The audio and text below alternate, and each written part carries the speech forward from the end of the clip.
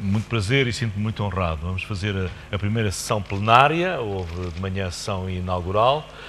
Temos um conjunto de regras que eu vou desde já apontar, regras burocráticas, mas o que é interessante é ouvirmos quem tem alguma coisa para nos dizer sobre esta matéria. E, na verdade, o título deste primeiro painel é o Políticas de Educação para os Média, Estado da Arte e Desafios. Começando lá ao fundo, o primeiro orador será o Dr. Vítor Pedroso, que é o Diretor-Geral de Educação, do Ministério da Educação. Eu depois darei breves dados biográficos quando der a palavra a cada um. Ao seu lado, a doutora Manuela Silva, coordenadora da Rede de Bibliotecas Escolares. Ao seu lado, João Maroco, que é o coordenador nacional dos estudos PISA, TIMSS e PIRLS.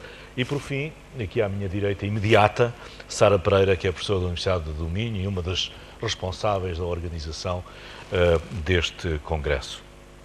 Eu vou ler-vos um texto que julgo que não tiveram o privilégio de receber e, por isso, privilegio-me disso, porque, enfim, penso que equaciona muito bem o objetivo deste painel. Como avaliar competências de literacia, que diferenças na avaliação de competências de literacia científica, literacia da leitura e dos média, qual a situação dos estudantes portugueses nos estudos internacionais de literacia, quais os resultados do estudo piloto de literacia mediática, que implicações para as políticas públicas de educação para os média, em que medida os referenciais da DGE e da RBE constituem instrumentos de política pública para promover a literacia dos média, como tem sido a sua recepção e aplicação nas escolas, bibliotecas escolares, de que modo se poderiam aprofundar, alargar, tornar mais eficazes, que formação de professores exigem, que recursos educativos, como avaliar o seu impacto na aprendizagem dos alunos.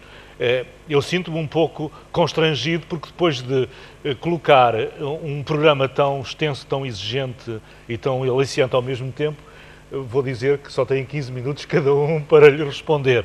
Mas, na verdade, estas são as regras, a regra principal, e ainda por cima fui incumbido por uma das oradoras, Sara Pereira, de ser absolutamente intransigente no controle da duração máxima de 15 minutos, mas, na verdade, o objetivo é sempre aquele que, pessoalmente, devo dizer, me irrita bastante, que é os últimos 30 minutos são dedicados ao público e já sabemos que quando alguém começar a fazer uma entrevista, a primeira pergunta, já não estamos a dizer, seja breve, por favor, porque só faltam 2 minutos ou 3 para fecharmos esta sessão. Não quero roubar mais tempo e, por isso mesmo, vou passar ao primeiro convidado do Congresso, ao Dr. José Vítor Pedroso, que se pode ir aproximando do microfone. O ideal seria que falasse ali em pé. O Dr. José Vítor Pedroso assumiu em 28 de novembro de 2014 o cargo de Diretor-Geral da Educação, no Ministério da Educação e da Ciência, tendo sido anteriormente Diretor de Serviços de Projetos Educativos na mesma Direção-Geral. Foi Diretor do European Schoolnet, a rede europeia dos ministérios, acho que são 31 da Educação, com sede em Bruxelas. O título da intervenção é Referencial de Educação para os Média, um instrumento de cidadania ativa. Muito obrigado. Em primeiro lugar, cumprimentar os meus colegas não de mesa, neste caso de sofá, e, portanto, ter cuidado com o tempo. 15 minutos, espero que o cronómetro não acelere demais. Portanto, o desafio é, de facto, e para as pessoas que são de Lisboa conhecem bem este ditado, de meter o rocio na Rua da Betesga. Portanto, conseguirmos, isto para quem não é de Lisboa, conseguirmos tentar falar tanta coisa em tão pouco tempo. Portanto, eu privilegiei nesta apresentação que vos trago as questões não relacionadas à avaliação, que para nós é fundamental, mas tendo aqui pessoas que se dedicam sobretudo a isso, não à investigação, porque também temos pessoas da universidade, mas ao que nós, na Direção-Geral de Educação, portanto, no Ministério da Educação e Ciência, e temos aqui outra pessoa também do Ministério da Educação, a senhora coordenadora da Rede das Bibliotecas Escolares, temos vindo a fazer nos últimos anos dentro desta área. E E ainda antes, e estou perdendo aqui uns segundos, felicitar o Guilme, que é a entidade que organiza este congresso, os seus elementos, as entidades que o compõem. Eu fui até há pouco tempo, há cerca de 4 meses, 5 meses, membro do Guilme, e, portanto, é com muito prazer e muita honra que aqui estou presente numa conferência que é organizada por esta rede informal, como o próprio nome indica, de entidades que têm vindo a trabalhar nos últimos anos e ao qual a Direção-Geral de Educação já aderiu também há alguns anos, não desde o início, mas já há alguns anos, em prol da educação pós-média. Portanto, em primeiro lugar, queria-vos falar qual é a nossa visão sobre a educação pós-média ou a literacia mediática. Para nós, literacia mediática é um direito, faz parte do direito da cidadania, os cidadãos portugueses, os cidadãos mundiais, terem um conjunto de conhecimentos que lhes permitem na sociedade atual, quem já tenha chamado a sociedade dos ecrãs, terem exercerem o seu direito de cidadania ativa. E este conceito de cidadania está, sobretudo, relacionado com os direitos humanos, com os valores da igualdade, da democracia e da justiça. Para que um cidadão exerça no seu pleno direito a sua cidadania, necessita ter esta literacia mediática. É neste sentido que a Direção-Geral de Educação tem vindo a trabalhar uma área que nós chamamos de Educação para a Cidadania, composta por vários subtemas, e em que se pretende promover, junto dos professores, eu diria junto das escolas, englobando os professores, os alunos, a comunidade educativa, este conhecimento e este sentir de ser cidadão de pleno direito, num espírito democrático, pluralista, crítico e criativo.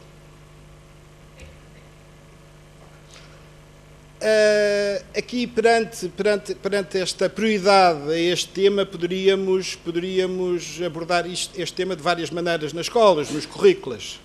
Poderíamos abordar no sentido de vamos dar 2 horas por semana de cidadania, 3, 4, 1, meia hora, todas as semanas de repente tocava a campainha e entrava-se para a disciplina de cidadania, acabava-se o toque e cada um deixava de perceber de cidadania, de se interessar por cidadania.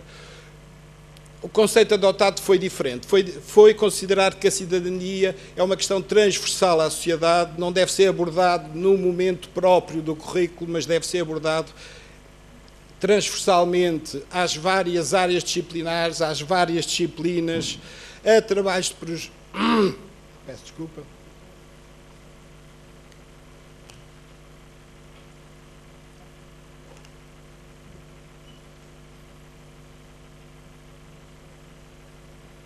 Mais uma vez peço desculpa, mas tenho que começar a falar mais baixo, por isso é que servem os microfones. Isto de ser professor, a tendência é começar a falar alto. Mas estava eu a dizer, a visão da educação para a cidadania é uma visão que pretende englobar todas as áreas disciplinares que a escola possa adotar e, dentro dos vários seus subtemas, possa adotar de acordo com o contexto dessa escola. Não nos parece correto ter uma visão dirigista, centralista, de indicar no primeiro período dá isto, no segundo período dá isto, etc. Mas permitir às escolas que, dentro da sua autonomia, com os seus órgãos próprios pedagógicos e também comunitários, poderem adotar as áreas que, de acordo com aquele contexto e com a situação, a trabalhar. Para isso, portanto, foram criadas o que eu chamo ali as linhas orientadoras para a educação para a cidadania, em 2012, e dentro destas linhas orientadoras que abrangemos 15 áreas, 15 subtemas, e para estes subtemas, para estes temas diferenciadores, temos vindo a produzir, neste momento já produzimos grande parte, o que nós chamamos os referenciais. Estes referenciais que se dirigem desde o pré-escolar, portanto, até ao secundário, mas com o foco grande nos primeiros anos. Parece-nos que, usando mais uma vez, que um ditado de pequenino se torce o pepino e que cabe trabalhar estas áreas logo desde o pré-escolar e do primeiro ciclo. Temos vindo a construir referenciais sempre em parceria com outras entidades ou entidades públicas ou da sociedade civil, no caso aqui do referencial de educação para os médicos que eu vos irei falar com a academia, com a universidade, mas estes referenciais pretendem ser orientadores orientadores no sentido de criar materiais de apoio, criar referências que os professores possam vir a adotar durante a abordagem dos vários temas e de acordo com os ciclos de ensino, de acordo com a idade dos seus alunos.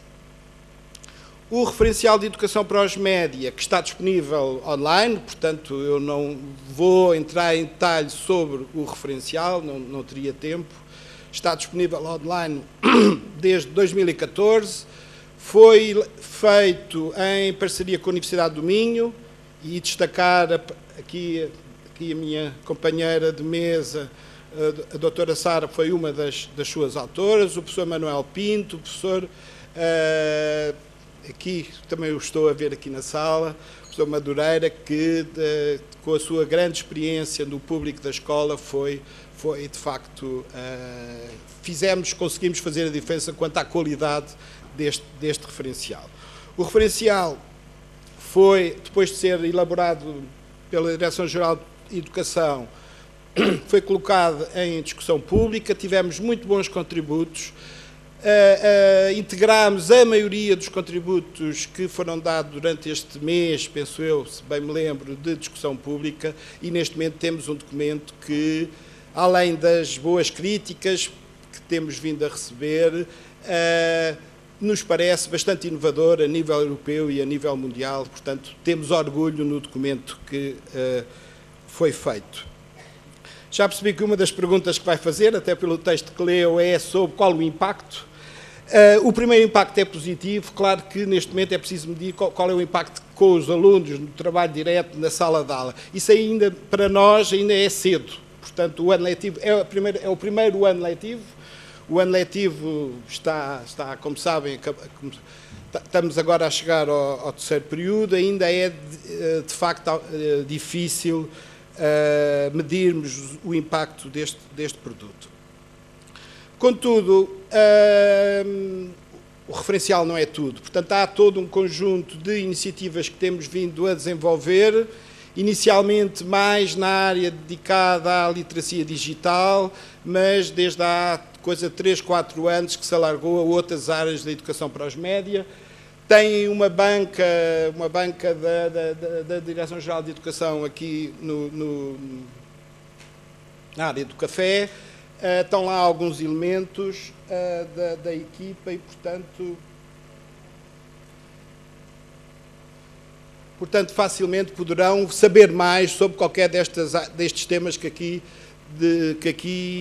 destas iniciativas. Algumas iniciativas, há muitas mais, eu estou-vos aqui talvez aquelas que tenham tido maior adesão, mais antigas nesta área.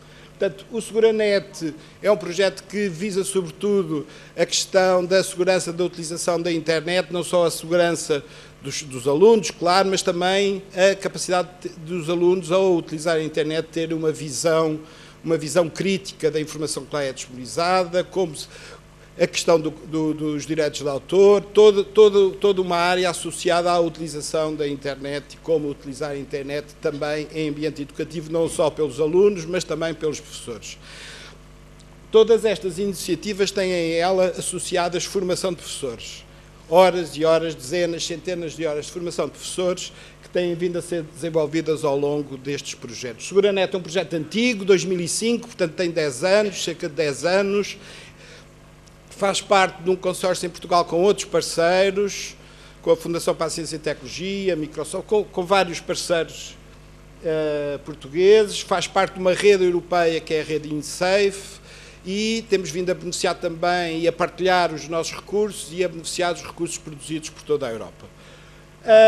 Um concurso que também já tem alguns anos, eu penso que cerca de 6 anos, portanto, quem diria, não é? O tempo passa depressa. É um concurso que pretende promover a utilização de vídeo no pré-escolar e no primeiro ciclo, produzido pelos alunos e com os alunos. Claro que também envolvendo os professores nesta idade, mas há 6 anos, que é um concurso que se repete anualmente, todos os anos com muito sucesso, tanto em vídeo como em som. Claro que nos últimos anos temos vindo a... Só áudio. Nos últimos... Peço desculpa pelo engano. Portanto, tanto produtos vídeo como produtos áudio.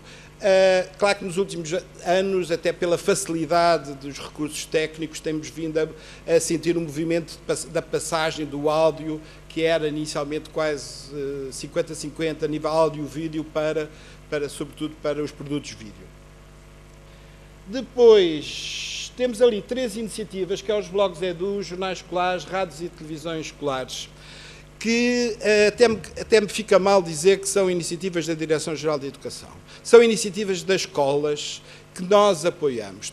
Portanto, há alguns anos nós notamos que, por sua iniciativa, sem qualquer apoio do Ministério, sem qualquer motivação do Ministério, as escolas, por sua iniciativa, e os professores, neste caso dos blogs Edu, começaram a utilizar, a criar, a dinamizar projetos dentro destas áreas dos blogs. Portanto, a utilização dos blogs em contexto educativo, não é o blog que é o diário do professor, das suas agruras e das suas felicidades. São blogs que são utilizados em contexto educativo, são utilizados em sala de aula, no contacto entre a sala de aula, a escola, os professores e as famílias, e, portanto, são um conjunto é uma ferramenta que há alguns anos tem vindo a ser adotada pelos professores como uma estratégia de sala de aula. A questão dos jornais escolares também, todos nós sabíamos que havia jornais escolares. Nos últimos anos houve uma passagem do jornal escolar analógico para o formato digital e, portanto, uma possibilidade de divulgar esse produto da escola, não só ali à comunidade, à aldeia, à vila, mas ao mundo, não é? Pelas capacidades da internet. E, portanto, o trabalho da Direção-Geral de Educação tem sido de recensear os jornais escolares, porque estavam um pouco espalhados pela internet, tentar criar uma massa crítica, momentos de encontro, promover a formação e, portanto, é uma iniciativa das escolas que nós apenas temos vindo a dar visibilidade.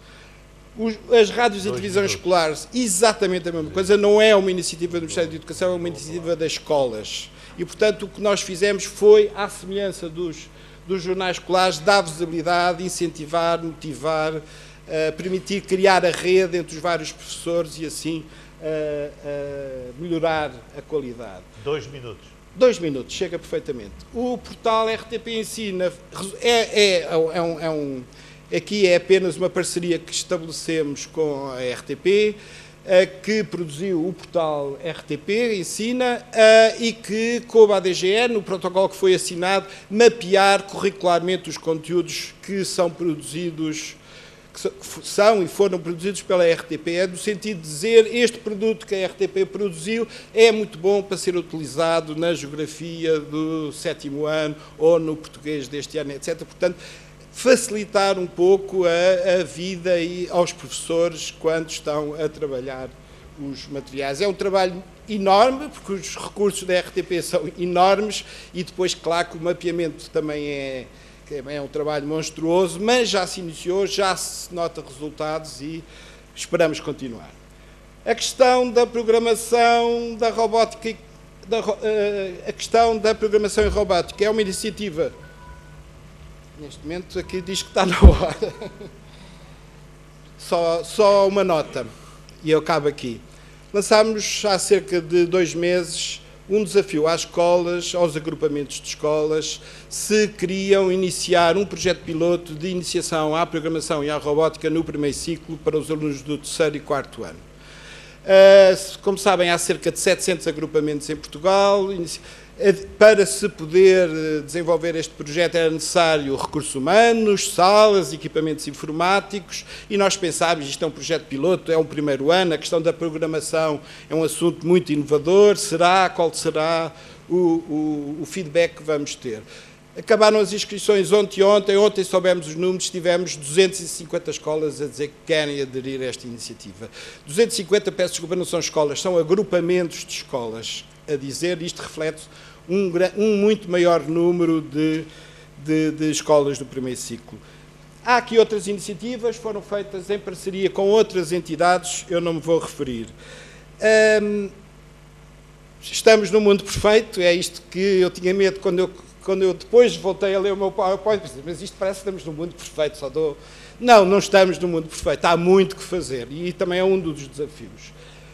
Formação de professores, é sempre preciso mais formação de professores, é preciso criar redes entre os professores, é preciso ajudar os professores a fazer a autoformação, é preciso que as escolas definam planos de formação para os seus recursos humanos, é necessário. No caso da DGE, no caso da Educação para os Média, em parceria mais uma vez com a Universidade de Domingos, estamos a trabalhar na formação de formadores para, portanto, que nós não nos conseguimos formar 100 mil professores, não é? Mas formar os formadores dos professores que depois, posteriormente, por todo o país, possam replicar essa formação. Recursos materiais e técnicos, quase que não valia a pena dizer, mas sim, as escolas precisam de mais recursos materiais, mais recursos técnicos, mais equipamentos. E recursos educativos, portanto, vai-se falar com certeza aqui de recursos educativos, também é preciso mais recursos educativos. Mas, e é esta última frase que quer dizer isto, não cabe à escola, normalmente os problemas são societais e muitas vezes a solução coloca-se apenas na escola. Isto não é um problema que se resolva apenas na escola e há necessidade de mais parcerias, mais, as famílias mais envolvidas, mais investigação, maiores parcerias com a universidade e, portanto, empenho de toda a sociedade. E é isto. Peço desculpa por... Agradeço ao Dr. José Vítor Pedroso. Passamos à segunda intervenção desta tarde. O título da intervenção: Educar para os Média com a Biblioteca Escolar. Convido a doutora Manuela Pregana da Silva a dirigir-se ali à tribuna. Entretanto, queria pedir, por favor, aos presentes, sobretudo aos presentes que estão a fazer-se ouvir tanto aqui no palco, que tenham alguma contenção verbal durante a intervenção dos convidados, porque senão não é possível criar um ambiente favorável, nem aqui no palco, nem aí para as pessoas que querem tomar notas, etc. Muito obrigado. Ora, muito boa tarde a todos. Mas boa tarde. Baixar o microfone para o seu lado. Boa tarde aqui aos colegas de sofá, mesa pequena e palco. Eu não a apresentei, peço desculpa, por causa do ruído ambiente. Coordenadora da Rede de Bibliotecas Escolares, possui o curso de Ciências Documentais, frequentou o mestrado em Educação e Leitura, integra o gabinete da Rede de Bibliotecas Escolares desde 1998, tem sido responsável pelo alargamento e requalificação da rede. Muito obrigado. Pronto, retomo. Já não reitero o cumprimento aqui a este lado. Muito boa tarde a todos os presentes. E, do ponto de vista da Biblioteca Escolar, vamos falar um pouco de qual é a nossa intervenção ao nível dos média. Sempre que falamos destas questões, é quase incontornável fazermos o enquadramento e eu queria passar isto, não está a passar o que estou a fazer mal. Não há aqui ninguém que... Eu posso fazer aqui no Enter. Pronto, está no Enter, não há problema. Põe no Enter, não tem problema. Ok.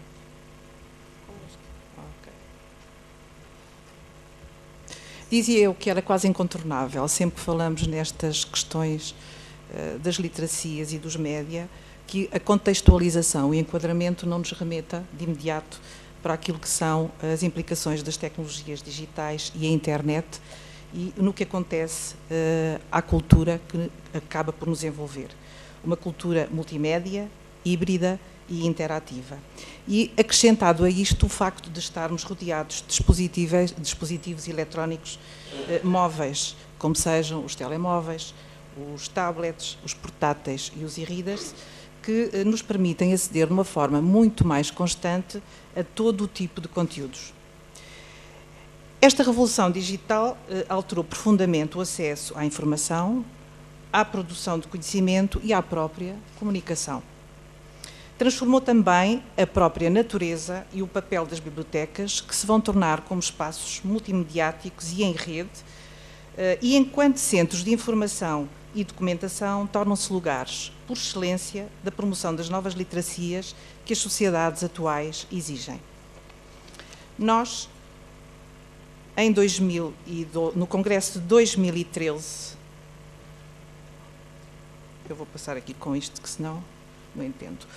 No Congresso, em 2013, tivemos aqui a oportunidade de apresentar, ainda que de forma muito resumida e introdutória, uma publicação da Rede de Bibliotecas Escolares que tinha então sido lançada com o título Aprender com a Biblioteca Escolar.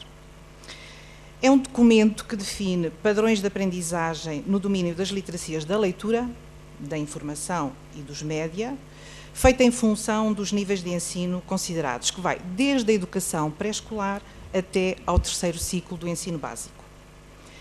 Este documento tem por finalidade orientar a ação das bibliotecas escolares e dos professores responsáveis por elas, que nós designamos professores bibliotecários, na promoção das literacias que eu anteriormente referi. Por outro lado, a literacia digital está contemplada, mas, dada a sua natureza transversal, não constitui um domínio específico de aprendizagem. Uma preocupação subjacente a todo o documento, nomeadamente nas estratégias de operacionalização que apresenta, foi a de definir propostas de trabalho execuíveis e abertas, passíveis de serem postas em prática, em articulação com diferentes disciplinas e áreas do currículo e adaptadas a contextos de escolas variados. Em 2013, Aprender com a Biblioteca deu origem a uma experiência piloto que começou com 25 escolas, este ano está com 150, e englobou alunos que vão também desde o jardim de infância até ao terceiro ciclo. Neste momento participam 150 professores bibliotecários. Estes são diretamente acompanhados por uma equipa do gabinete da Rede de Bibliotecas Escolares, pelos respectivos coordenadores interconcelhios, que é uma figura intermediária que nós temos de proximidade entre o trabalho que se realiza nas escolas e o próprio gabinete. Abrange ainda cerca de 160 professores de diferentes disciplinas e cerca também de 3.000 alunos envolvidos. Um dos critérios de seleção para este conjunto de escolas tem a ver com o facto das próprias direções terem se manifestado predispostas a. Este documento tem três dimensões, podemos dizer assim.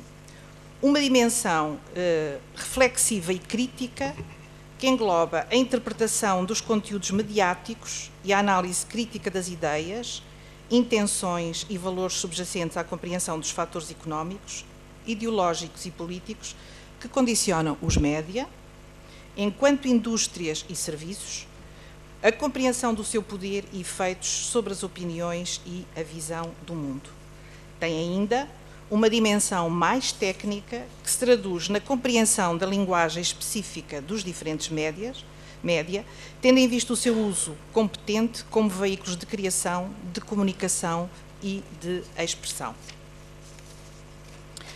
Por último, tem uma dimensão social e de cidadania, que aponta para um uso eficaz dos média no cotidiano, quer na esfera privada, quer na esfera profissional e no espaço público, como condição de inclusão social, do exercício da cidadania e da democracia. Nestas dimensões estão contemplados aspectos fundamentais como a segurança no uso dos média, o uso ético da informação no que diz respeito ao direito de autor, respeito pelo outro, pela fronteira entre o público e o privado.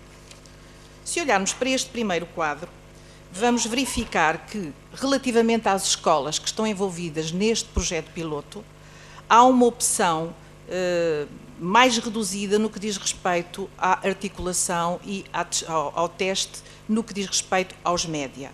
A nossa interpretação sobre este aspecto prende-se com o facto de considerarmos que, e é a nossa leitura, é a nossa interpretação, que é uma área para a qual os professores não estão tão apetrechados e exatamente por isso não é essa pela qual eles optam. No entanto, poderemos interpretar estes números de uma forma diferente se tivermos em conta aquilo que a literacia dos média e da literacia de informação diz a partir da perspectiva da Unesco, que nos diz, Alton Grise, que a compreensão crítica da informação produzida pelos média e a produção dos conteúdos mediáticos não dispensam as competências necessárias à avaliação e processamento da informação em geral e no seu uso ético, o que nos pode remeter para uma relação muito mais complementar entre aquilo que diz respeito à literacia dos média e à literacia da informação, e nesse caso o que vamos assistir é a uma percentagem acrescida de mais de 50% por parte das opções das escolas, como acontece aqui neste quadro.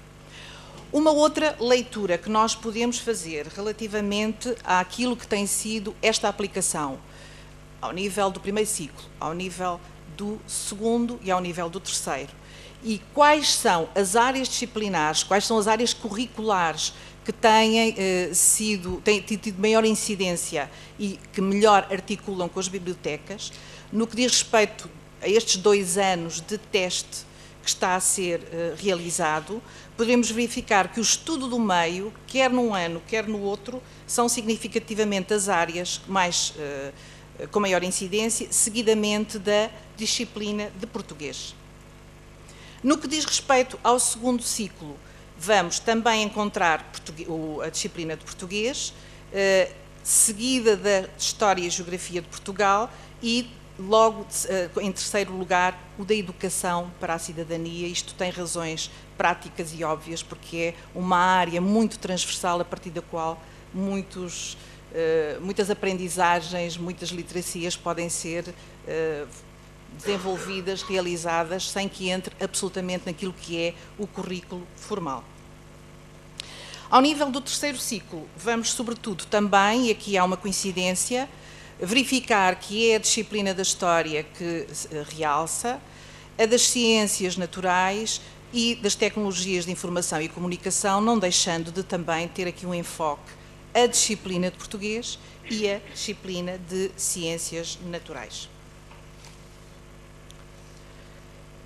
Sem ainda avançar para estas questões, dentro deste quadro de teste que está a decorrer, e porque têm sido realizados relatórios no final de cada um destes 2 anos, pegamos em alguns dos testemunhos das pessoas que têm realizado a formação e que têm estado no centro deste processo e nesta experiência de articulação da biblioteca com as áreas curriculares na escola.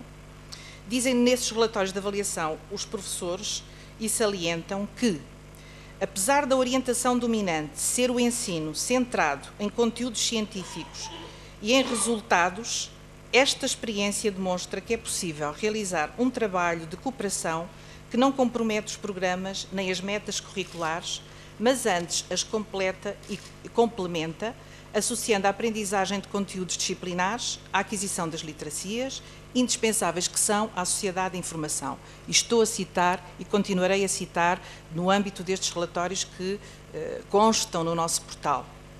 Salientar também que a natureza prática e ativa das propostas de trabalho feitas aos alunos, assentes na pesquisa, produção e comunicação de informação, usando tecnologias e média digitais, suscitou forte adesão dos estudantes e a produção de um leque diversificado de produtos mediáticos, como sejam vídeos, podcasts, cartazes, notícias, entre outros. Apesar da experiência se referir a um número muito restrito de escolas e os dados de que dispomos não serem ou serem ainda incompletos, reforça alguns aspectos que gostaríamos de pensar e debater em relação à literacia dos média ou média informação e que tem a ver com estes desafios deste slide que aqui vos apresento, que vem um pouco já até na sequência daquilo que o Dr. José Vítor Pedroso aqui fez referência.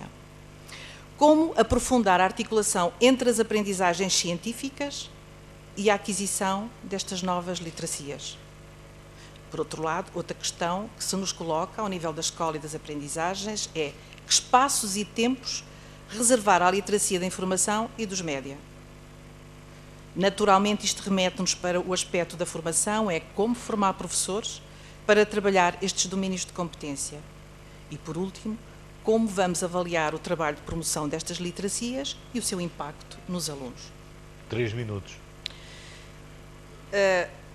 No fundo, só para terminar, e ainda dentro dos 3 minutos, de uma forma folgada, como avaliar o trabalho de promoção destas literacias e o seu impacto nos alunos? Até que ponto os estudos do PISA, do PIRLS e do ePIRLS podem auxiliar a definir e avaliar os conhecimentos e capacidades e promover a sua avaliação? E o estudo piloto de literacia mediática que a Universidade do Minho realizou com a colaboração do GMCS e da Rede de Bibliotecas Escolares. E com isto termino. Obrigada. Muito obrigado.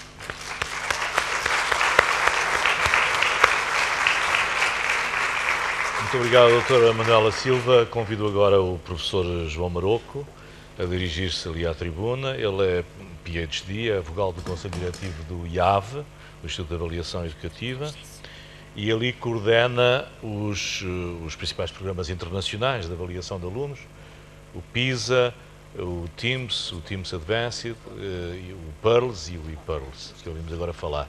É professor associado do ISPA, onde leciona unidades curriculares de estatística e métodos de investigação, e o tema, as avaliações PISA e ePIRLS e as competências digitais do século XXI. Ok, muito obrigado, Sr. Maduro, pela apresentação. Boa tarde a todos, antes de mais. Obrigado à organização por nos convidar ao IAV para ir falar um bocadinho do trabalho que estamos a fazer com as avaliações internacionais de alunos. É óbvio que nós não vamos ter tempo para falar, enfim, destes estudos em grande detalhe, porque são só 15 minutos e os meus colegas da mesa do sofá, digamos assim, também precisam do seu tempo. Aproxime-se mais do microfone, se faz favor.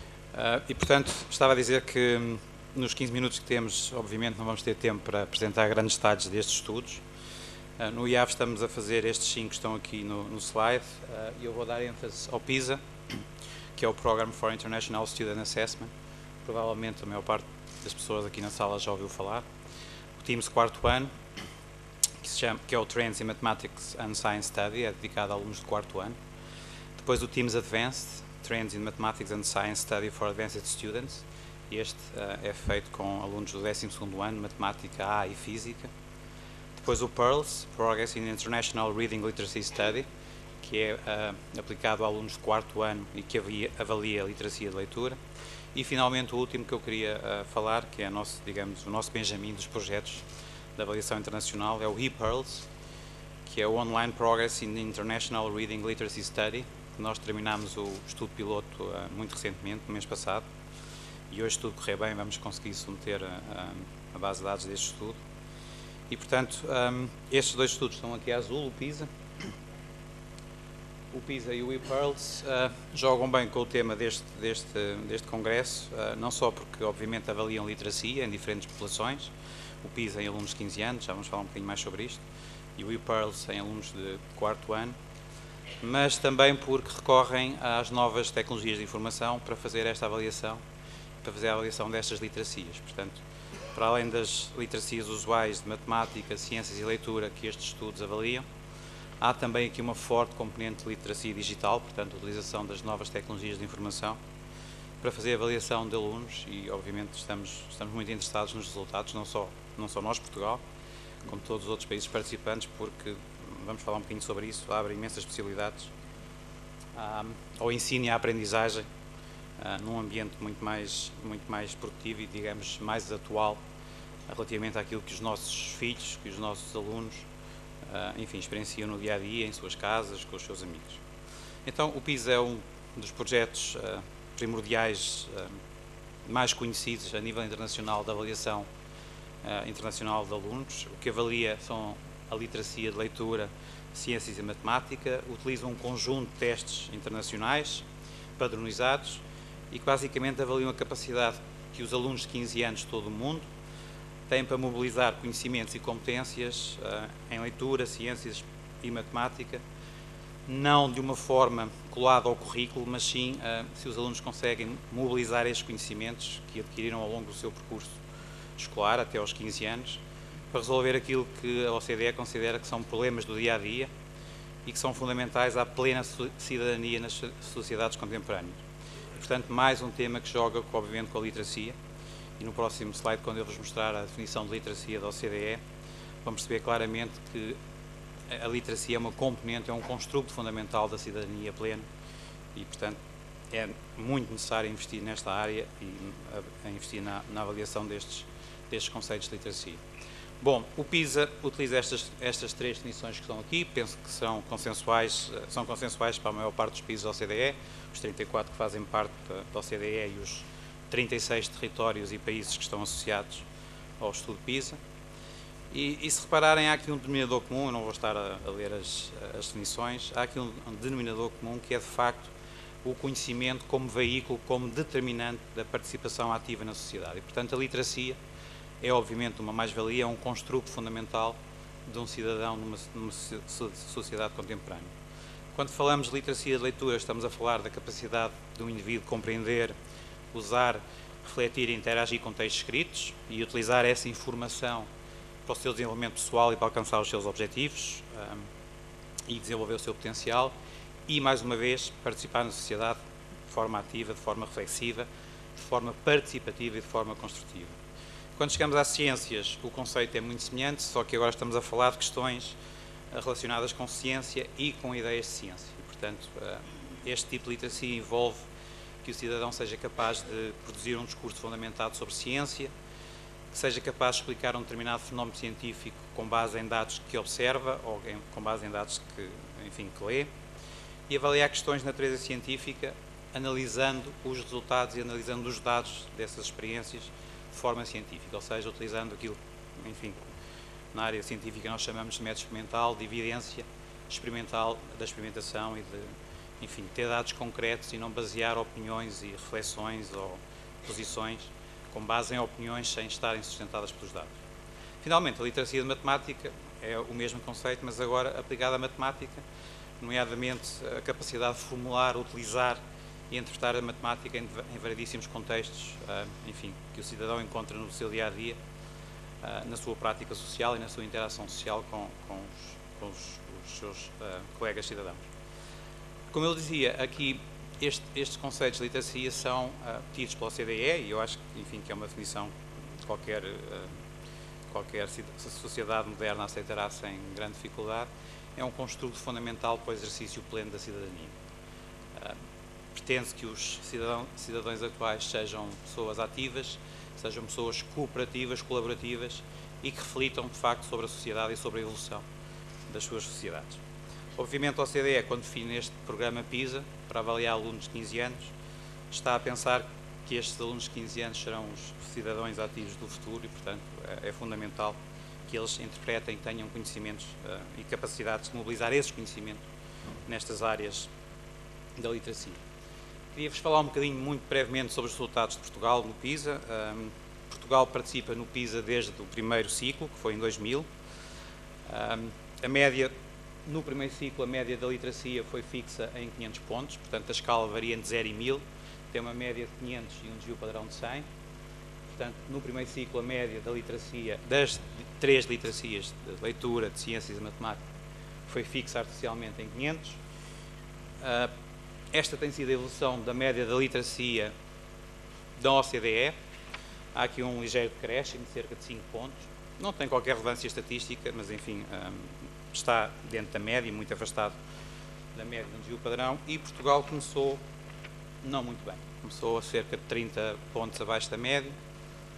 E, só obedece, isto é aquilo que nós chamamos de ruído estatístico, mas claramente a tendência é uma tendência crescente e, portanto, neste momento estamos, no último ciclo, em 2012, estamos em cima da média da OCDE para a leitura. Depois a matemática, o panorama da OCDE é semelhante, há um ligeiro decréscimo. Estamos a falar, dos 34 países que fazem parte da OCDE. No PISA participam cerca de 70 países e territórios autónomos, que não fazem formalmente parte da OCDE, mas que participam no estudo. E os nossos resultados da matemática, ainda eram um bocadinho mais preocupantes no primeiro ciclo do que na leitura. Estávamos a cerca de meio desvio padrão da média da OCDE, o que, do ponto de vista estatístico, é bastante relevante, e não só, e do ponto de vista educacional também. Mas a evolução, à semelhança do que foi observado na leitura, tem sido positiva. E, portanto, temos aqui algum ruído estatístico, aumentou, estabilizou, aumentou, estabilizou. Mas o que é importante concentrarmos é que, de facto, começámos bem abaixo da média da OCDE, como eu disse, a cerca de meio desvio padrão, são 100 pontos, e neste momento estamos muito próximos da média da OCDE. Finalmente, o panorama das ciências na OCDE é este. Aqui a linha é absolutamente plana, portanto, continuamos, a média da OCDE continua nos 500 pontos, e Portugal também começou bem abaixo, e mais uma vez a evolução tem sido bastante positiva. Claro que podem dizer, pois, mas estar na média quer dizer que estamos a meio da tabela. Exato, essa é a característica da média. Mas se pensarmos noutros indicadores de desenvolvimento socioeconómico, social, em que nos possamos comparar com a OCDE, temos alguma dificuldade em pensar noutro indicador que não o da educação, onde Portugal de facto esteja na média da OCDE. E claro que sim, temos ainda muito espaço para evoluir, e nós gostaríamos, nós enquanto sociedade, não é necessariamente nós enquanto IAV, gostaríamos muito de estar mais acima da média da OCDE, mas é interessante ver onde é que começámos e para onde é que estamos a ir, e acho que neste momento estamos, e depois podemos obviamente debater isto, estamos, digamos assim, no bom caminho. Bom, como é que funciona o PISA? O PISA, como eu disse, iniciou-se em 2000,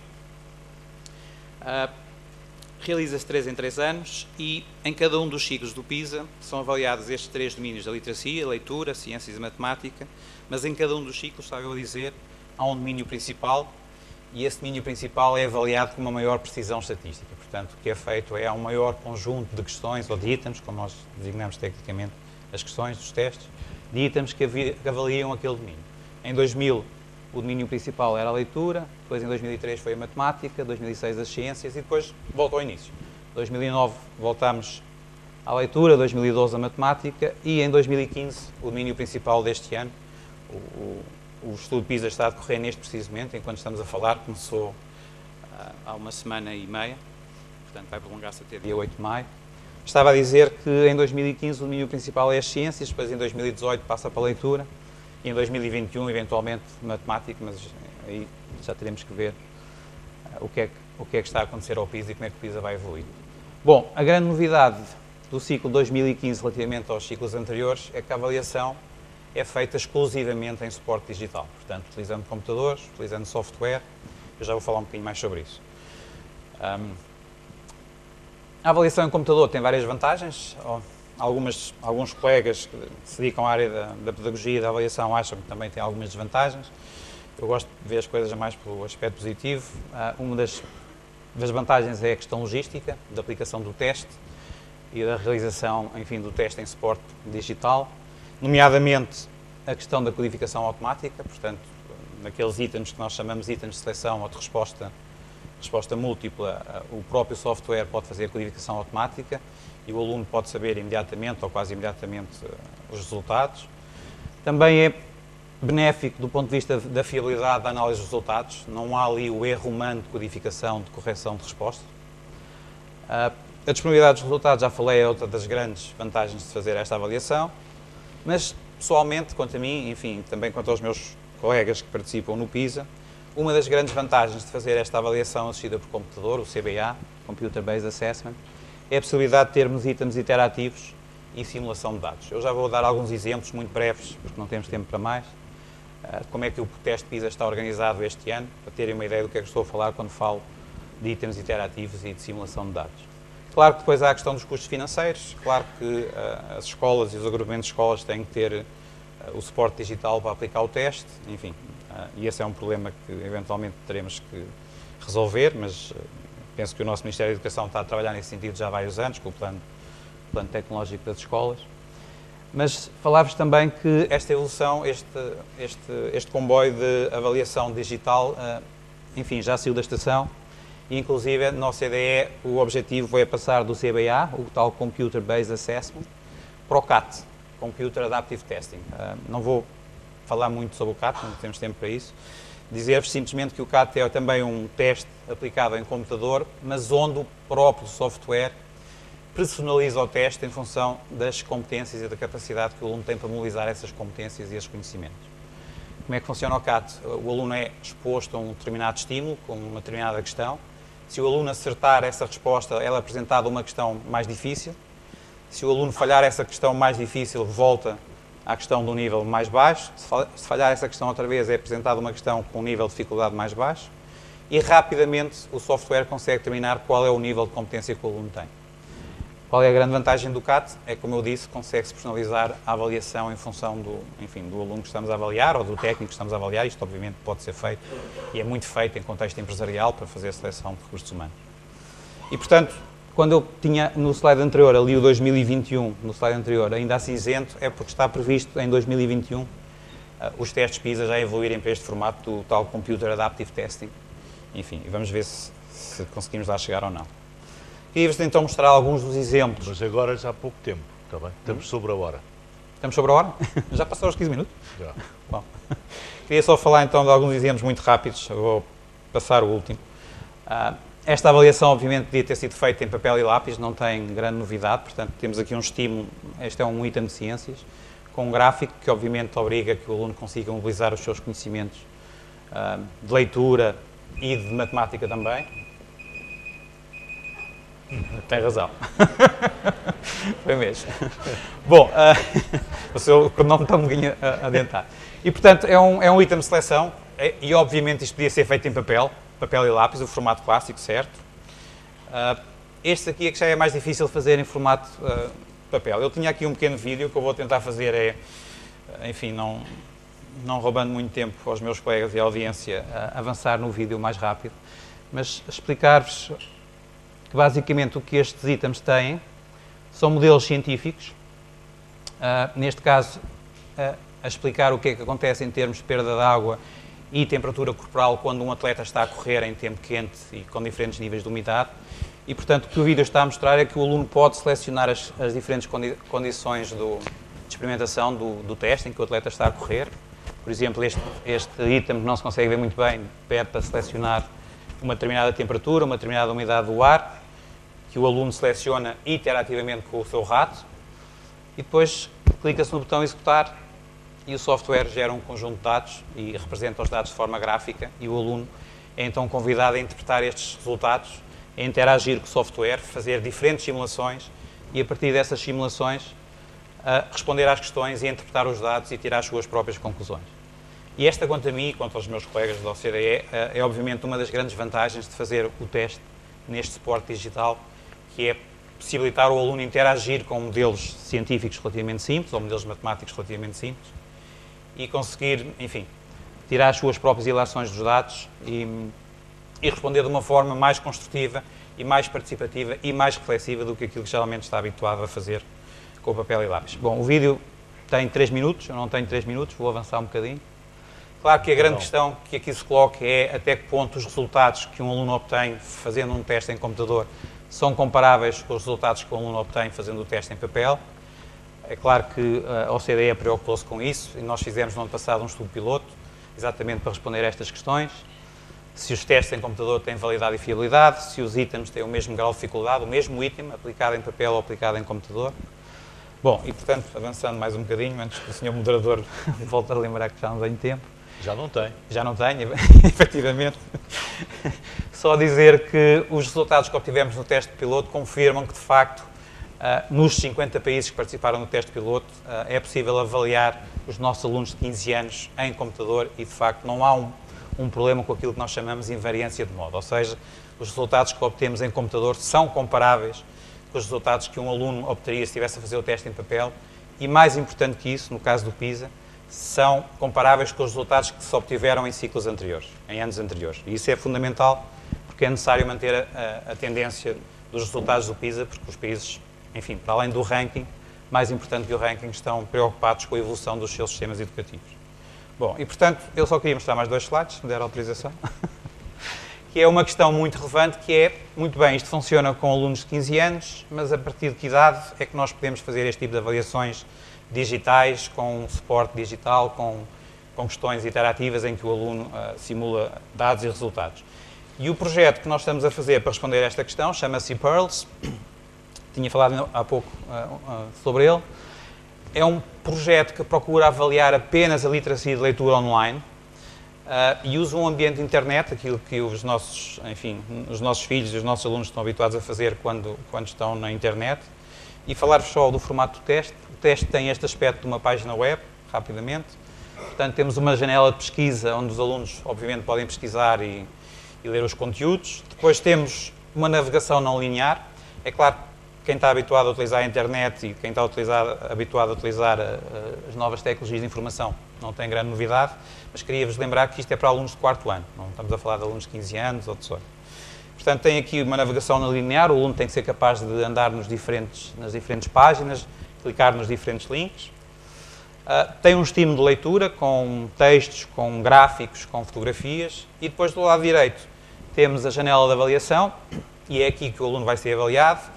A janela de avaliação, na minha perspectiva, eu acho que está muito feliz. Eu sou professor e, enfim, não me teria lembrado disto.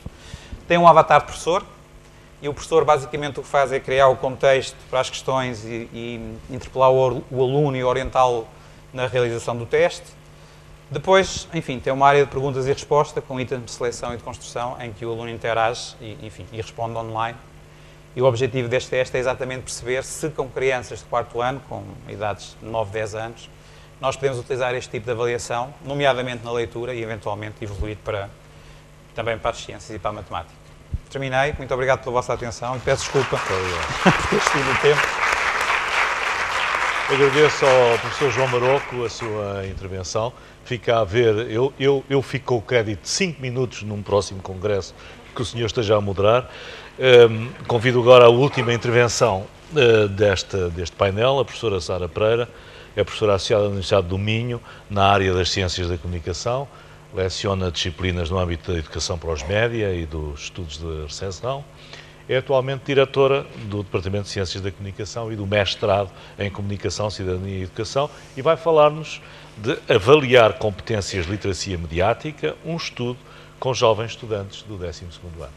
Muito obrigada. Então, boa tarde a todos, aos companheiros do sofá, a todos os participantes. Ao ouvir o professor João Maroco, acho que este estudo ainda está num estado rudimentar, mas quem sabe não conseguimos lá chegar para uso de outras plataformas. Queria, antes de começar, dizer que este é um estudo que está a ser desenvolvido na Universidade de Minho, está em vias de conclusão. Eu estou aqui a apresentá-lo, mas na equipa está também o professor Manuel Pinto, que está ali sentado, e o Pedro Moura, que está ali em cima também e que é bolseiro de investigação deste projeto. O projeto tem a parceria do Gabinete para os Meios de Comunicação Social e da Rede de Bibliotecas Escolares. Na verdade, o desafio foi lançado pelo Gabinete para os Meios de Comunicação Social, que tem presença no grupo de peritos sobre literacia para os média da Comissão Europeia e que lançou, portanto, a Comissão Europeia, o desafio a este grupo de peritos para desenvolverem estudos de avaliação das competências de literacia mediática nos respectivos países. E achamos que era interessante desenvolver então este estudo piloto, partindo destas preocupações que são nossas e que são também as preocupações de uma política da Comissão Europeia, que tem já desenvolvido alguns estudos nesta área e que na recomendação sobre literacia mediática no ambiente digital 2009 coloca esta questão bem presente pela necessidade de se estar mais atento àquilo que são as competências mediáticas dos cidadãos. Os objetivos do estudo foram conhecer, avaliar os níveis de literacia mediática de um grupo de jovens a frequentar o 12º ano a nível nacional. Porquê os jovens do 12º ano? Porque consideramos que estavam numa fase da sua vida que ou prosseguem para o ensino superior ou vão para o mercado de trabalho. Na verdade, dos estudantes inquiridos, apenas 6% diz que tenciona ingressar no mercado de trabalho e, portanto, teríamos alguma noção da sua preparação quer para a universidade, quer para esse mercado, e também poderíamos avaliar aquilo que eles foram aprendendo ao longo dos 12 anos de escolaridade. Em termos de metodologia, não me vou demorar muito por aqui, porque é muito extenso o que tenho para dizer e, portanto, vou aqui só levantar algumas pontas, porque o estudo vai ser apresentado no dia 26 de junho aqui em Lisboa e, portanto, desde já convido a quem estiver interessado nestas temáticas a estar presente. Depois daremos informação mais detalhada sobre a hora e o local, mas, portanto, o nosso universo foram os alunos matriculados no ano letivo 2011-2012 nos estabelecimentos de educação educação, de ensino que ministram o 12º ano. Baseámos neste ano porque era aquele que estava já fechado e completo. Num primeiro momento fizemos uma amostragem não probabilística por cotas segundo as NUTs 2 e depois optamos então por uma amostragem por conveniência para selecionar as escolas e também para selecionar as turmas, tendo procurado que essa seleção fosse proporcional ao número total de turmas por área científica. Aplicamos então um questionário online, dividido em 3 partes. Elas representam aquilo que são as dimensões principais do conceito de literacia para os média, os acessos e usos dos média, a análise, interpretação e compreensão e a produção e criação. Numa discussão grande que tivemos dentro da equipa, mas também alargada aos elementos do GILM, optamos por não incluir nesta avaliação os usos e os acessos e usos dos média, porque não era para nós claro como é que nós podíamos incluir este dado. Ou seja, um aluno que fosse muito utilizador da internet ou que visse muita televisão, não poderíamos avaliar como sendo um aluno que tivesse um nível elevado de literacia para os média, porque isso poderia até significar precisamente o contrário, ou seja, pouca seleção, pouca capacidade crítica.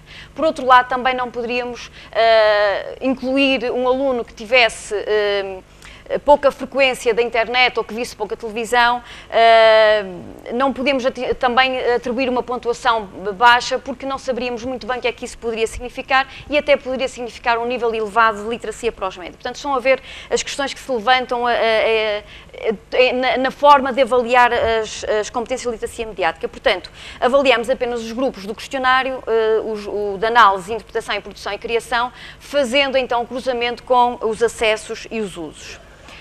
Isto está aqui um bocadinho desformatado, mas a amostra, portanto, a amostra nacional é composta por 679 estudantes, do total de 46 escolas a nível nacional. Podem ver ali, portanto, como é a distribuição pelas NUTs 2. São também estudantes de diferentes áreas científicas, temos mais estudantes de ciências e tecnologias, porque também, a nível nacional, há mais jovens a frequentar ciências e tecnologias. 59% são do género feminino, 41% do género masculino, e a esmagadora maioria, como era previsível, tem entre 17 e 18 anos. Em termos de resultados, e olhando para os acessos e para os usos, na verdade nós encontramos uma geração muito conectada, a esse nível não houve grande surpresa, uma geração com acesso significativo à televisão, ao telemóvel, ao smartphone, ao computador, 97% tem computador com ligação à internet, 93% tem um perfil numa rede social, sendo que destes 93%, 92% têm esse perfil no Facebook. Um dado interessante aqui na questão dos usos é os programas televisivos, portanto vou apenas aqui agora destacar alguns elementos. Os programas televisivos que mais veem também não foi nenhuma surpresa, são as séries e os filmes, mas os programas de informação aparecem logo de seguida ao género ficção. Um dado também curioso é que os canais mais vistos por estes jovens são a Fox e a TVI. Portanto, com percentagens muito, muito próximas entre si. Como temos cá pessoas da RTP, achei que valia a pena mostrar que estes jovens, apenas 2% referem a RTP1 e 1% a RTP2 como canais que vêm com alguma frequência. Relativamente, portanto, são jovens que usam-se muito a internet. No entanto, quando perguntamos quais os meios que mais utilizam para se informarem, aparece-nos logo esta percentagem, 52% diz que recorre à televisão. Em todo caso, se somássemos também estas percentagens com os meios digitais, nós também teríamos aqui uma percentagem elevada relativamente àquilo que são a utilização ou àquilo que é a utilização dos meios digitais para a informação destes jovens. O nosso objetivo era posicioná-los numa escala de níveis de literacia mediática. Tínhamos inicialmente pensado numa escala um pouco diferente, portanto, criámos uma escala de 1 a 100 e tínhamos pensado seguir portanto, a correção, seguindo aquilo que é geralmente a correção utilizada nas escolas. Portanto, até ao 50 o positivo, depois até ao 80 o bom e a partir do 80 então seria já um nível excelente. Quando analisamos os questionários, decidimos não seguir essa metodologia porque não teríamos ninguém, nesse caso não teríamos quase ninguém, ou ninguém na positiva, e portanto isso levantou-nos muitas questões e obrigou-nos a refazer os índices, os níveis de literacia mediática, e então olhamos para a média onde eles se posicionavam, portanto de uma escala de 1 a 100, a média é 29%, sendo que o nível mais baixo, ou a pontuação mais baixa é 3% e a mais alta 76%. E, portanto, estão a ver que não teríamos aqui grande margem para trabalhar com uma escala que seguisse os critérios de correção que são utilizados nas escolas. E, portanto, olhamos para a média, consideramos o nível 1 os alunos que estão abaixo da média, o nível 2 os alunos que estão entre a média e aquilo que nós consideramos o índice positivo, 49,4, e então no nível 3 os que estão, que têm uma pontuação igual ou superior a 49,5. E aqui estão então os resultados, onde os nossos estudantes, os 679, onde é que eles se colocam, onde eles se posicionam nesta escala.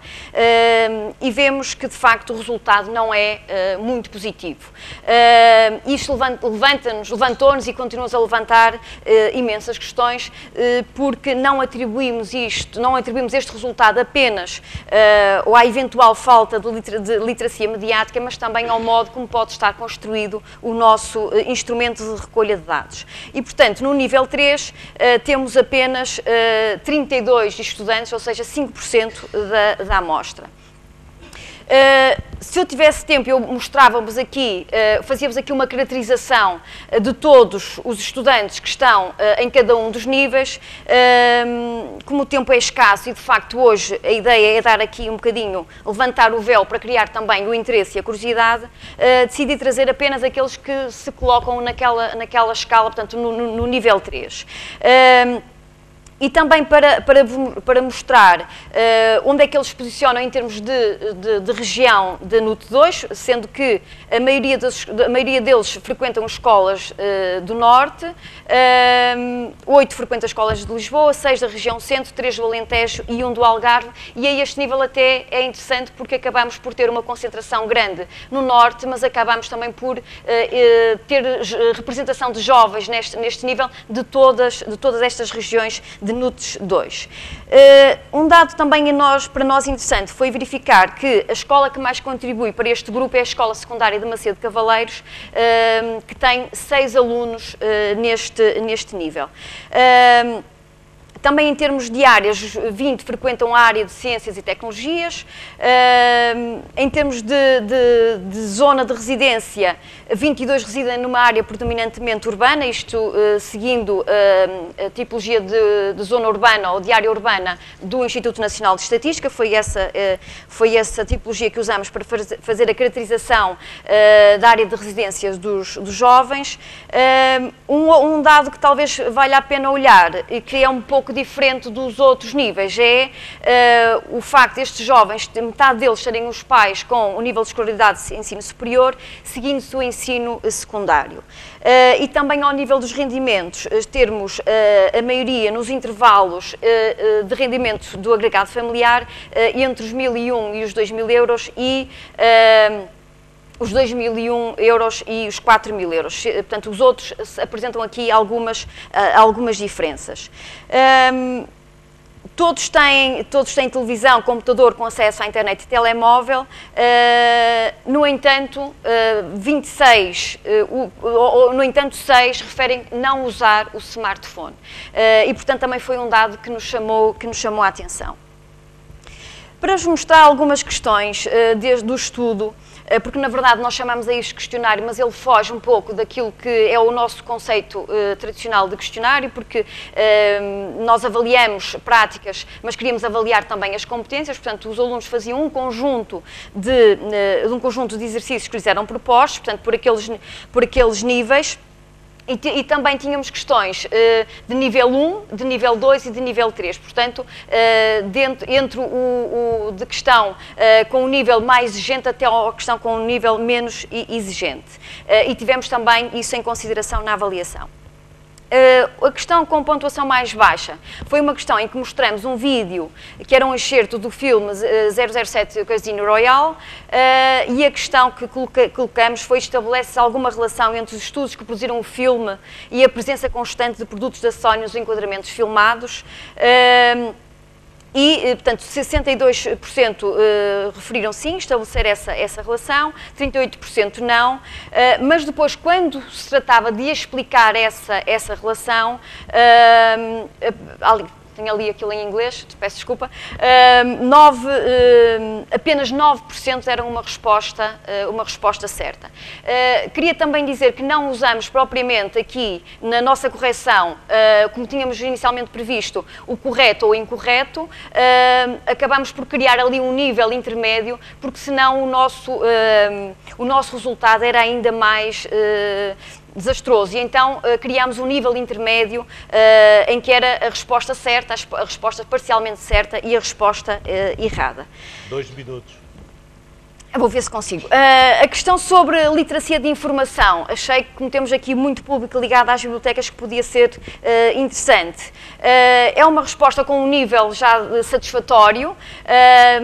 Pedíamos para escolher 2 das 5 fontes apresentadas numa pesquisa que nós tínhamos simulado e apresentávamos como fontes a Wikipédia, um site sobre o tema, um blog, um repositório universitário e um artigo de jornal. E de todas estas fontes, aqueles que os jovens diziam que escolheriam para fazer o seu trabalho, 44% referem a Wikipédia. Se olharmos para o repositório universitário, apenas 9% o referiram, portanto, como primeira opção, porque nós depois também dávamos a possibilidade de apresentarem uma segunda opção. Onde é que eles falham? Há aqui, portanto, esta é uma questão com várias alíneas, muitas delas com um nível realmente muito bom de resposta correta. Falham nos argumentos, portanto, na explicação, quando se trata de explicar porque é que fazem assim, como é que fazem uma referência bibliográfica e porque é que a fazem assim, parece-nos que há ali um automatismo, eles até sabem fazer, mas porquê e porque é que indicam, não o sabem tanto.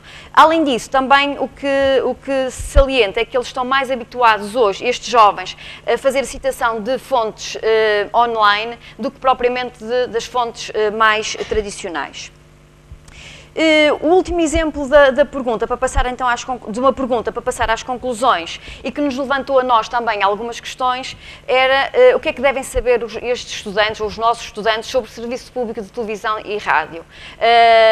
Quem é que lhes ensina algo sobre isto? Porque, de facto, foi uma pergunta que nós estávamos à espera de respostas mais positivas e verificamos, por exemplo, que eles confundem os canais de serviço público, os canais televisivos de serviço público, com os canais generalistas. Portanto, indicam muitas vezes como exemplos de meios, a TVI e a SIC. E, portanto, isto colocou-nos a nós, que estávamos a fazer o estudo, muitas questões, porque não sabíamos, de facto, se esta era uma questão para ser colocada, para se avaliar a literacia mediática dos jovens. Mas, portanto, como podem ver, há aqui, de facto, um grau de incorreção grande relativamente àquilo que se identifica com as questões ligadas ao serviço público de televisão e rádio. Então, para concluir, o estudo permitiu traçar uma radiografia das competências de uma amostra de estudantes a nível nacional, portanto é um estudo experimental, é um estudo piloto, é um estudo exploratório. Julgo que a partir daqui obtivemos muito conhecimento então para poder avançar. Os níveis, os jovens revelam efetivamente baixos níveis de conhecimento sobre o mundo dos média. Para nós os resultados foram uma surpresa, não estávamos à espera de resultados tão baixos e, portanto, portanto, temos esta questão que estamos também a trabalhar, onde está o problema? Será que fomos ao encontro daquilo que deveria ser efetivamente avaliado para conhecermos as suas competências de literacia mediática? Depois temos outras questões também ligadas à avaliação, a esta avaliação, mas à avaliação em geral. Neste encontro concreto, se faz sentido desligar a avaliação das competências dos contextos onde ocorrem as experiências e as práticas mediáticas. E para terminar mesmo, temos aqui também as questões de outra questão que é de ajudar a complementar este trabalho mais quantitativo com uns estudos qualitativos e também a necessidade de definir dimensões e indicadores por grupos etários, ou seja, para cada grupo etário, isto também era um desafio que vamos lançar à própria Comissão Europeia ao devolvermos o nosso estudo. O que é que nós podemos, então, avaliar por grupo etário relativamente àquilo que deve ser o seu conhecimento sobre os média e o seu mundo? E, portanto, como veem, temos mais perguntas do que respostas neste estudo. Muito obrigada pela atenção.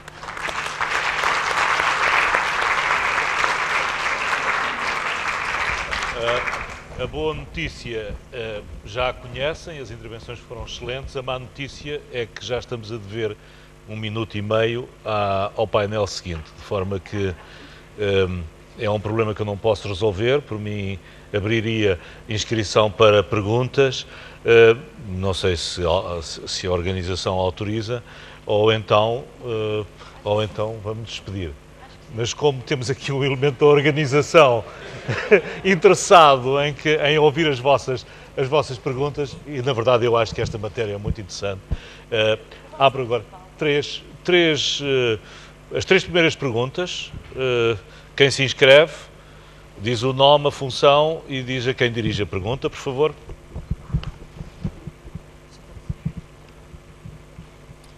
Boa tarde.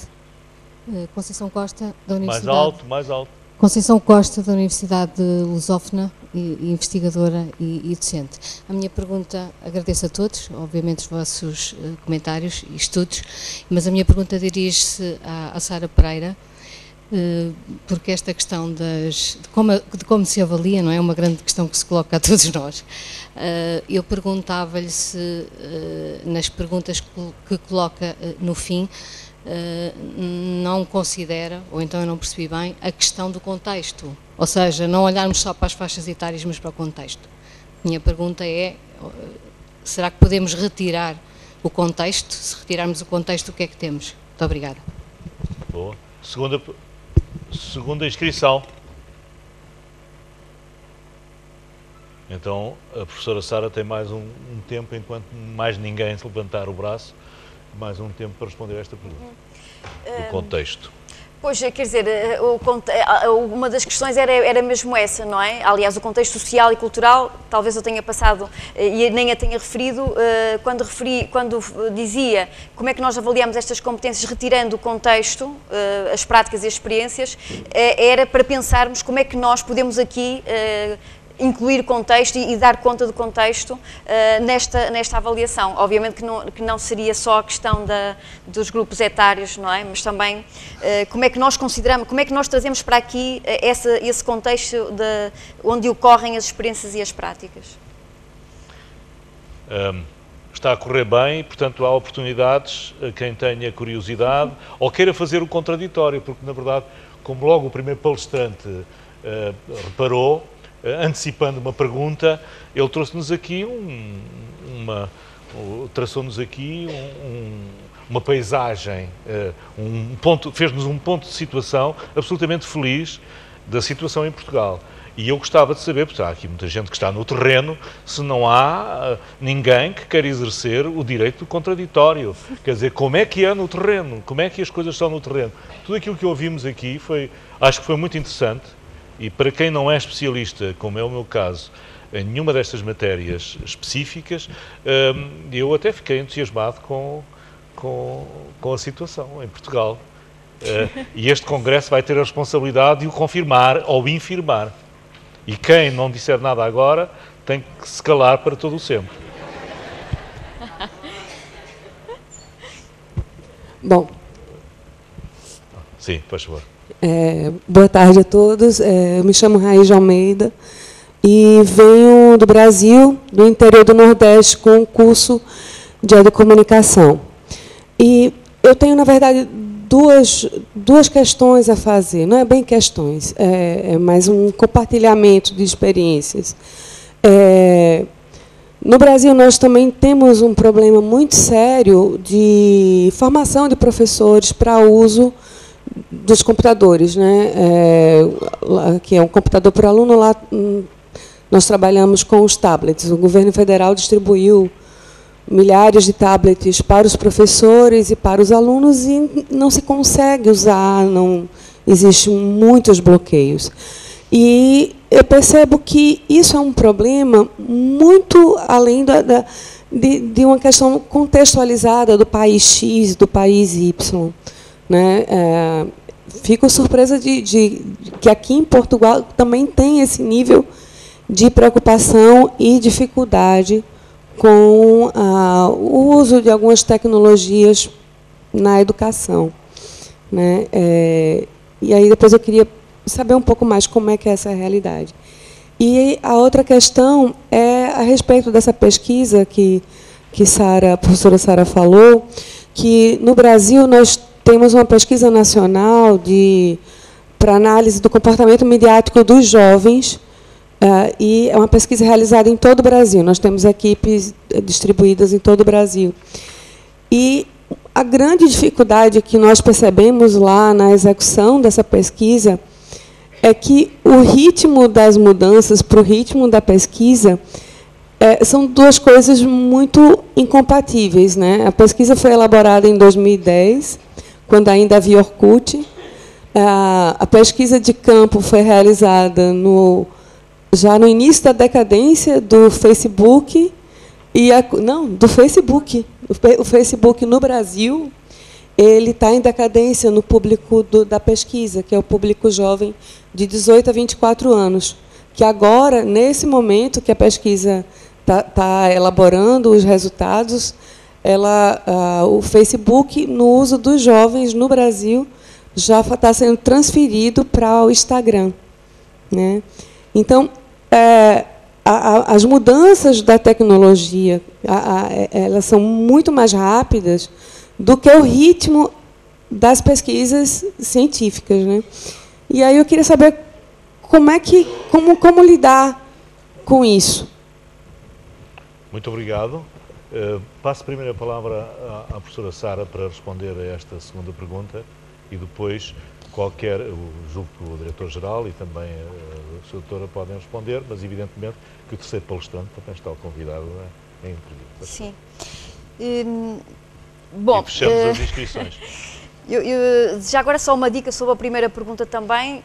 Vai ser lançado já a seguir um livro que publica os resultados finais do estudo sobre o Magalhães, que era o computador aqui em Portugal, que fazia parte do programa Um Computador por Criança, e, portanto, poderá, ao ver o livro, também ter aí os resultados desse estudo de investigação baseado nesse programa governamental. E é um exemplo do que disse na sua segunda pergunta. O trabalho sobre o Magalhães terminou em 2013 e quando mudou o governo, suspendeu o programa em 2011 e, portanto, nós ainda tivemos mais 2 anos de análise do Magalhães quando o programa já estava suspenso em 2011. Bom, e aí foi continuar a trabalhar nele porque é também importante ir incorporando essas mudanças, portanto, não fechar a investigação, ir incorporando, não é? Portanto, a investigação tem que ser dinâmica, mas ao mesmo tempo também, no ponto em que nós estamos, em que publicamos a investigação, mostrar precisamente esse percurso. E, portanto, é um pouco assim que eu vejo o modo como a investigação pode acompanhar e pode dar conta dessas mudanças. Dr. José Vítor Pedroso.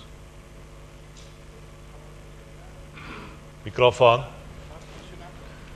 Ao fundo. Então é o seguinte, eu ia, em vez de responder, ia fazer uma pergunta. Quantas pessoas têm smartphone aqui? Podem? Quantas pessoas é que já receberam formação de utilização de smartphone? Podem levantar o braço. 2 pessoas. Portanto, isto só para dizer o seguinte, a questão da formação está muito associada à questão da necessidade de utilização. A questão da formação de professores também está muito na utilização das tecnologias, também está muito associado à necessidade de formação, ou à necessidade da sua utilização. Eu hoje desde 1995, portanto já faz muito tempo, 20 anos, que sou um divulgador da utilização das tecnologias no ensino e, portanto, são 20 anos de trabalho nas escolas, nos centros de formação, em muitas áreas da divulgação das tecnologias nas escolas.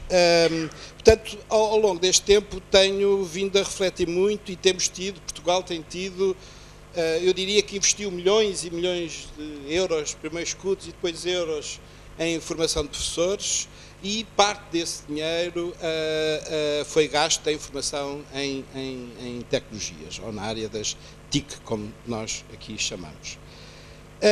Algumas conclusões. É necessário investir em pedagogias, não nas ferramentas. As ferramentas, como falou ali a colega que fez a pergunta, muitas vezes são modas. Hoje é o Facebook, amanhã é o Instagram, daqui a 15 dias há de ser outra coisa. Faz formação na ferramenta e ela passa de moda rapidamente. Temos é que fazer formação em pedagogia, como utilizar as tecnologias em contexto de sala de aula, porque é um investimento que perdura, passa de ano para ano, de moda para moda, etc, etc. Centremos-nos na pedagogia, centremos-nos na sala de aula, centremos no trabalho do professor com os alunos.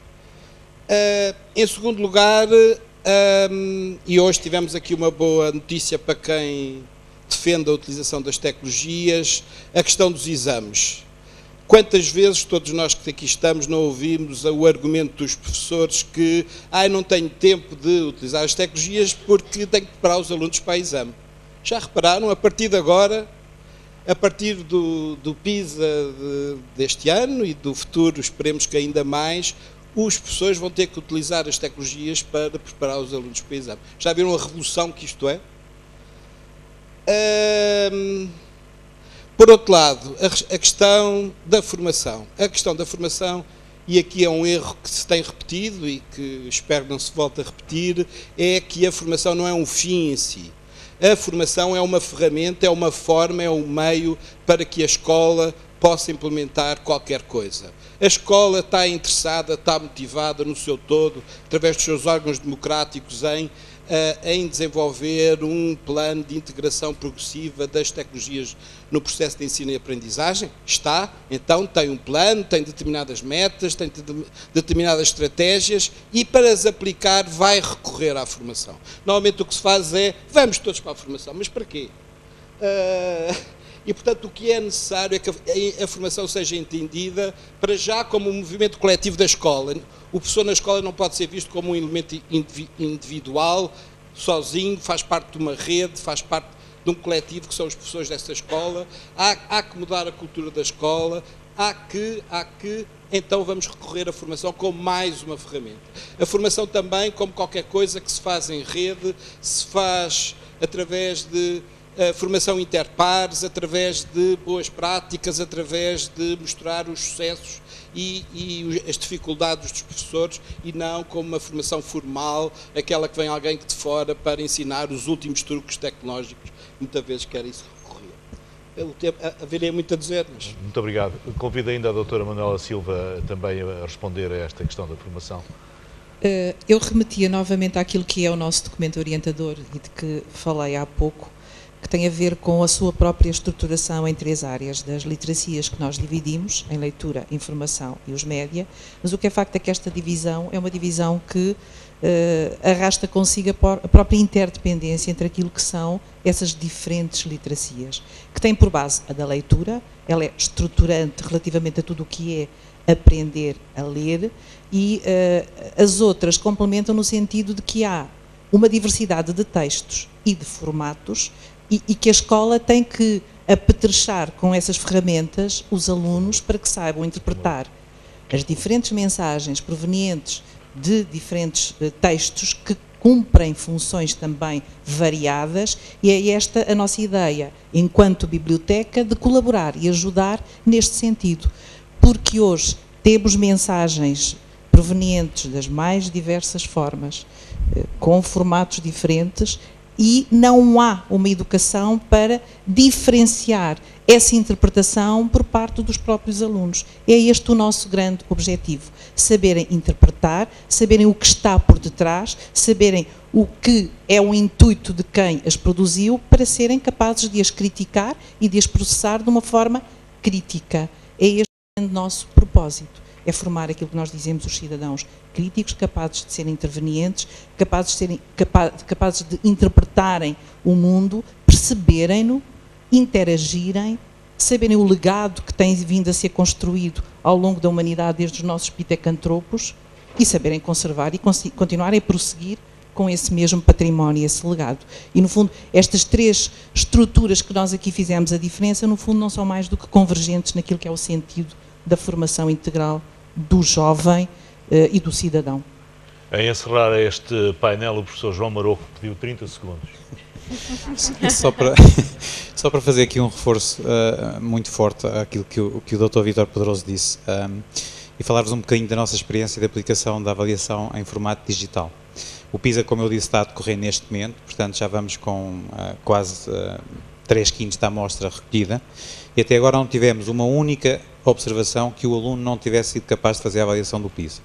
Eu sei que estamos a falar de jovens de 15 anos que já nasceram com o telemóvel na mão ou com tablet, mas na avaliação do ePearls, para crianças de 4º ano, eu próprio fiz, e está aqui a minha colaboradora que também fizemos uma aplicação numa escola de uma zona que não é um grande centro urbano, e devo dizer que uma das principais preocupações dos professores que estiveram envolvidos no ePearls, portanto crianças de 4º ano, é que as crianças não iam conseguir fazer a avaliação em computador, não iam conseguir trabalhar com os tablets, e portanto estavam todos muito apreensivos sobre a utilização das tecnologias pelos tablets. Depois nós temos uma amostra aleatória, representativa das crianças de 10 anos portuguesas, e devo dizer que não tivemos um único registro de nenhum aplicador de teste, e daquelas aplicações que nós fizemos também, de uma criança que não tivesse conseguido fazer o teste, que não tivesse conseguido interagir corretamente com o suporte digital. Deixem-me só falar desta experiência, mais 2 segundos, que é o seguinte: quando é feita a aplicação do teste, o aplicador de teste tem que ler um conjunto de instruções. E para as crianças de 10 anos, uma das instruções era, para ele navegar na página, tinha que clicar na barra de navegação do browser e arrastar com o rato, ou com o mouse, como se fala no Brasil, com o mouse para cima e para baixo. Depois as crianças perceberam que o rato tinha uma rodinha, e eu estava a explicar aquilo e as crianças estavam com a rodinha a andar para cima e para baixo, muito antes de eu estar a explicar. Outras perceberam que o tablet era digital, e com o dedo para cima e para baixo. E portanto, eu, adulto, a explicar a uma criança como é que se navegava numa página de internet, e tive a perder o meu tempo, porque eles estavam perfeitamente à vontade. Reforçar o que o Dr. Vítor Pedroso disse, de facto o que nós temos que investir, eu acho, na minha opinião pessoal, é na pedagogia, na utilização das novas tecnologias de informação. Não é dar formação aos professores como é que se utiliza um computador.